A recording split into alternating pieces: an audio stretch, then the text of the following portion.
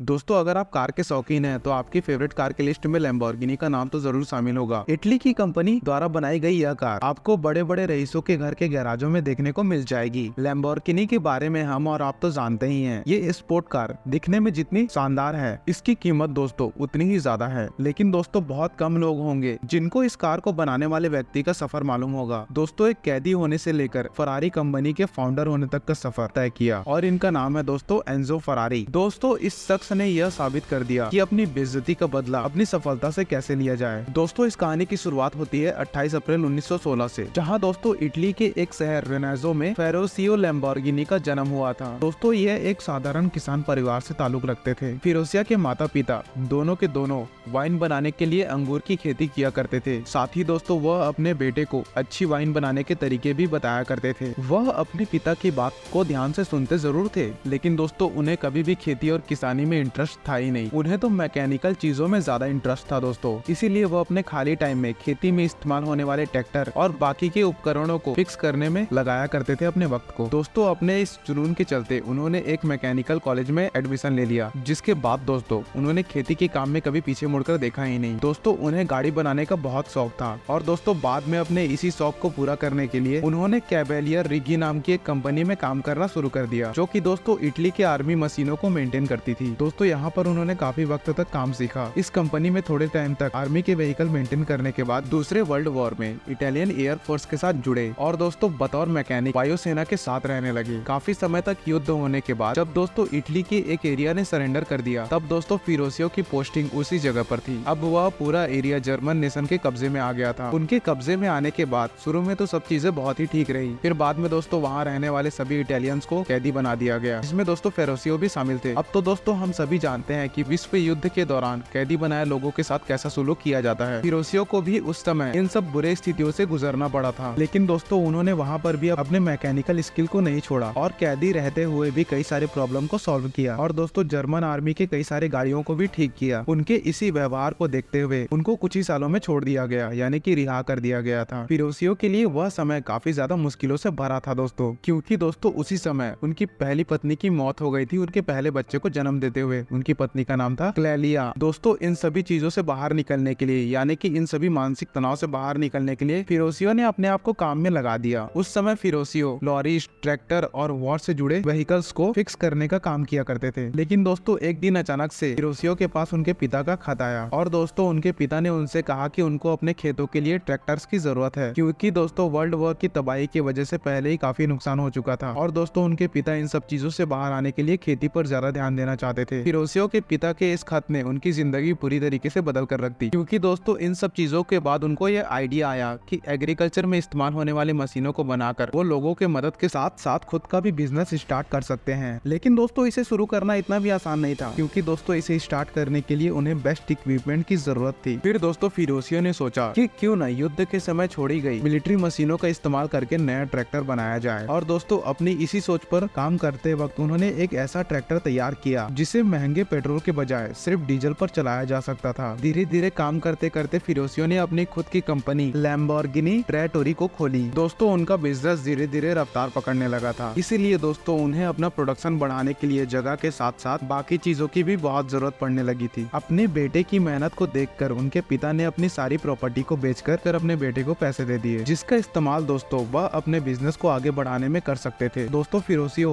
वक्त और हालात को दोनों को अच्छी तरीके से समझते थे और दोस्तों सब चीजों को मेंटेन करने के लिए उन्होंने दिन रात मेहनत करनी शुरू कर दी। दोस्तों आपने यह तो सुना होगा कि किसी भी काम में लगी हुई मेहनत कभी खराब नहीं जाती। दोस्तों यही सेम चीज फिरोसियो के साथ भी हुआ। उनकी मेहनत और लगन से कुछ ही समय में उनकी ट्रैक्टर बनाने वाली कंपनी पूरी इटली में फेमस हो गई। बिजनेस दोस्तों बहुत ही ज्यादा अच्छा चल रहा था, जिससे कि और पैसा आने लगा था और दोस्तों इसी पैसे को उन्होंने अपनी सबसे फेवरेट चीज को खरीदने में इस्तेमाल की और दोस्तों वह थी कार। दोस्तों फिरोसियो को शुरू से ही स्पोर्ट्स कार का बहुत ही शौक था, जिसके चलते दोस्तों उन्होंने मर्सिडीज से लेकर मसराटी और अल्फा रोमियो जैसी बहुत सी शानदार गाड़ियां उन्होंने अपने कलेक्शन में शामिल कर ली। दोस्तों एक कंपनी के मालिक और इतने बड़े बिजनेसमैन होने के बाद भी उन्होंने कभी अपने मैकेनिकल स्किल को दिखाना बंद नहीं किया, बल्कि दोस्तों अगर कभी भी उनके किसी भी कार में खराबी होती तो दोस्तों वह उसे खुद ही सॉल्व कर लेते थे। इसके बाद दोस्तों उन्होंने अपने गैराज में फरारी को शामिल करने का फैसला कर लिया और दोस्तों उनका यही फैसला उनकी जिंदगी का बहुत बड़ा टर्निंग पॉइंट था। दोस्तों उनके इसी फैसले से लैम्बोर्गिनी की भी शुरुआत हुई, जब दोस्तों उन्होंने फरारी फरारी का 250 GT मॉडल खरीदा तो दोस्तों उन्हें उस कार में सबसे ज्यादा दिक्कत देखने को मिली। फरारी की उस कार में जो सबसे बड़ी दिक्कत थी वो था दोस्तों उसका क्लच। फेरोसियो ने जब उसको खोल के देखा तो वह हैरान रह गए दोस्तों, क्योंकि यह वही क्लच था जो कि वह अपने ट्रैक्टर में इस्तेमाल किया करते थे। और दोस्तों इसी प्रॉब्लम को लेकर फेरोसियो फरारी के फाउंडर एंजो फरारी तक पहुंचे।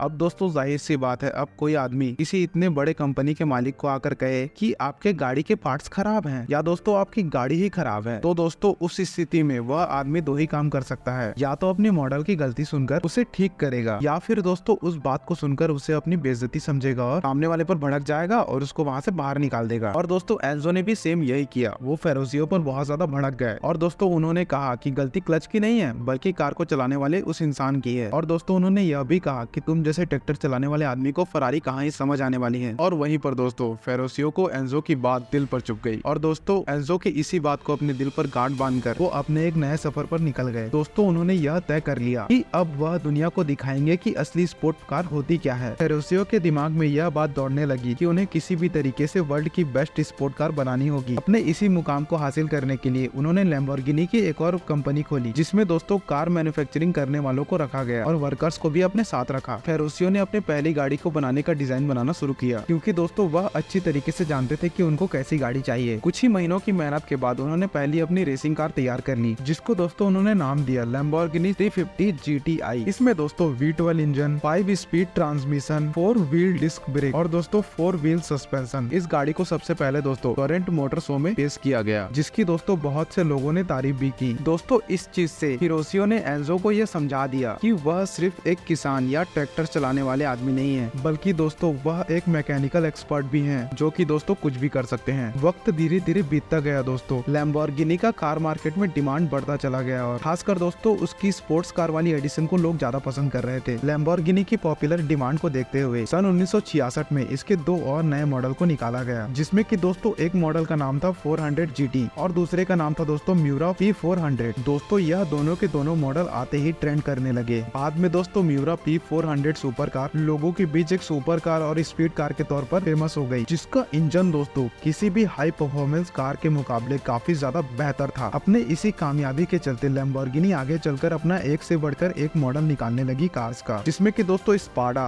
और इस्लीरियो, उराको जैसे तमाम स्पोर्ट्स कार शामिल हैं। और दोस्तों देखते ही देखते लैम्बोर्गिनी एक बहुत ही बड़ा ब्रांड बन गया, जो कि दोस्तों एक समय आगे चलकर सबसे अच्छा स्पोर्ट कार बेचने वाला ब्रांड बन गया था। लेकिन दोस्तों एक समय ऐसा भी आया जब इस कंपनी को बहुत ही ज्यादा डाउनफॉल देखना पड़ा था। साल 1973 में दुनिया भर में आर्थिक मंदी आई थी और दोस्तों तेल की कीमतें बहुत ही ज्यादा बढ़ गई थी और इससे दोस्तों कार्स की सेल पर काफी बुरा असर पड़ा था। लेकिन दोस्तों सबसे ज्यादा प्री ऑर्डर इसी कंपनी के गाड़ियों के थे और खरीदे न जाने की वजह से कंपनी को बहुत सारी मुसीबतों का सामना करना पड़ा था। बाद में दोस्तों फेरोसियो ने इस कंपनी को बेचने का फैसला कर दिया। साल 1998 तक लैम्बोर्गिनी ने कई सारे अपने मालिक बदले। 1998 में यह वोल्क्सवैगन कंपनी के पास आई और दोस्तों वोल्क्सवैगन ने इसे ऑडी डिवीजन में रख दिया। वोल्क्सवैगन के पास आने के बाद इस कंपनी ने फिर नए कीर्तिमान बनाए। जहां दोस्तों एक समय पर यह कार कंपनी बंद होने के कगार पर थी, वहीं लगातार आज के टाइम में अपना मुनाफा बढ़ाते जा रही है। वहीं दोस्तों 2016 में इसने अपने पिछले कई सारे रिकॉर्ड को तोड़ दिया था और दोस्तों वापस से कार मार्केट पे एक जबरदस्त उछाल मारी, जिसके चलते दोस्तों अब यह दुनिया भर में लोगों की पहली पसंद बन चुकी है। तो दोस्तों यह थी लैम्बोर्गिनी कार की फर्श से अर्श तक की पहुंचने की कहानी। धन्यवाद।